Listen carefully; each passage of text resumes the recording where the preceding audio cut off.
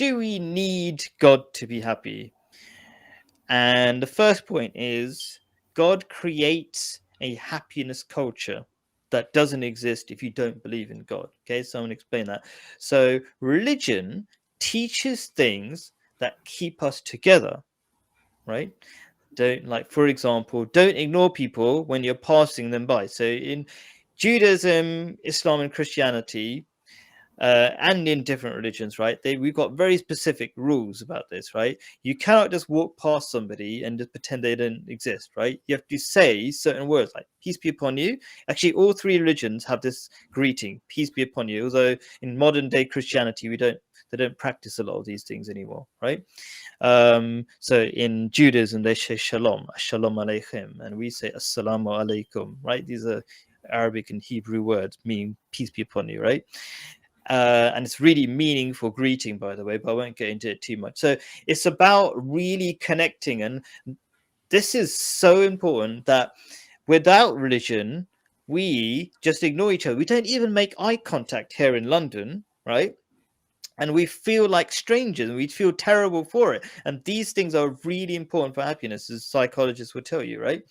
Okay, and they religion also tells us things that make life easier and healthier. For example, fasting together to reset your body. So me and my brother at the moment are fasting. We're in the middle of Ramadan, and when you do things together, it's a lot more fun. You have a lot more, camaraderie, community feeling and stuff. It makes it really easy to do, and it's incredibly good for you. Okay, so at the moment, did you know this, Hamid, that more people die from eating too much than too little? Did you know that? Like, I can believe that. Yeah. yeah. So obesity is one of the biggest killers in the world because it destroys your immune system. So people, um, if you're the number one reason why you would suffer from COVID, for example, is if you're obese or overweight, even, right? Because it reduces your ability to defend against disease. So yeah, anyway, so that's just like, there's so many things. That's just a drop in the ocean of what I just said. A happiness culture where it makes you together and live better, like know how to have a good relationship, for example, right? Not just easier, but no, whatever. Okay, let's move on to the next thing. The next point I've got down there is, if God doesn't exist, then everything is random. Okay, and therefore there's no meaning in anything, because how can there be any meaning if it's all random? Okay, and psychologists tell us that we need meaning to be happy. So this is a thing. In sort of very atheistic societies, we make fun of this idea that there is no meaning in life, or we assume there's no meaning in life, right? But they don't realize that how important psychologists tell us meaning has to be. So check out a book called Man's Search for Meaning by Viktor Frankl, a top psychologist of our time, right? And he's telling us these kind of things, but most people don't even know about it. They don't even know how important meaning is, right? Although they feel it, they really feel it in modern Yeah, I societies. think some of these things is my thoughts on that is that this is kind of a part of the scientific proof that you were talking about, Hmm, because we're there's guidance that's come from revelation or from the hmm, prophet who claim that this is revelation, hmm, and a lot of that guidance is proving to be beneficial in normal, material life.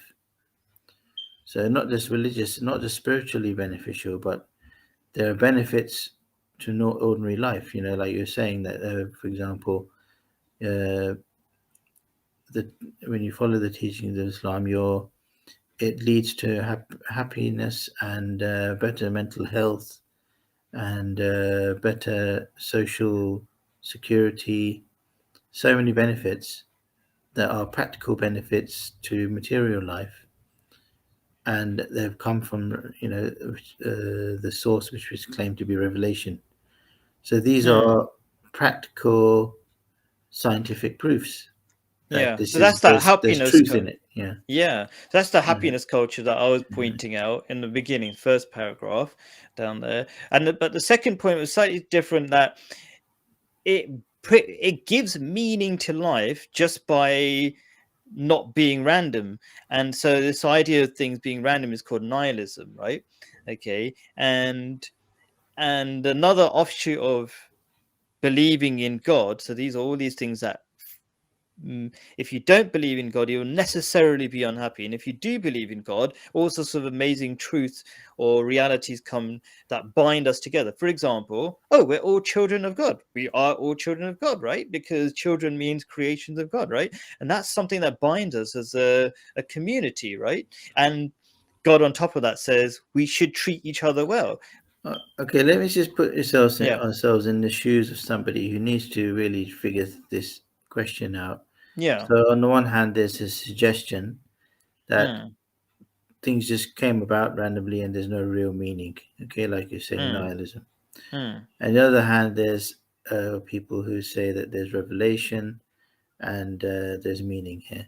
mm, Because okay, so that person might be okay. You might when you're trying to judge between two things, you mm, have to be a little bit suspicious in order to kind of get the hmm. truth out. So Yeah, sure. okay, so you You might have to say okay, question it. Yeah. yeah, question it. So okay, you might say okay, all right, there's useful practical things in the religion, but Mm. maybe they just because they used their own intelligence and came up with some useful practical advice and claimed it So was they, as revelation. in religious people, yeah, Yeah, religious people, sure. prophets, or and so there's okay. This could be a suggestion. Okay, that maybe they were just quite clever and they came up with some good advice Mm. and claimed it was That can be revelation. disproved, right? Yeah, Easily, right? One of my favorite ones, okay, it's a funny one, right? Circumcision, right? So, like, what kind of person would come up with that idea, circumcision, to cut your, like, why would anybody make that one up? But a- over 1,000 years later, we find out medically is good for you because it protects against sexual yeah, diseases. and Like, even now nobody can make this up. yeah, nobody, the health services don't object to it. There's Yeah. leaflets saying that it's beneficial, Yeah. it's for So hygiene. So that yeah, disproves this idea that mhm. anybody could have made it up. And then, but we just spent, like, I don't know, last 10, 20 minutes before that disproving that the idea that God is But not yeah, existing is impossible, basically.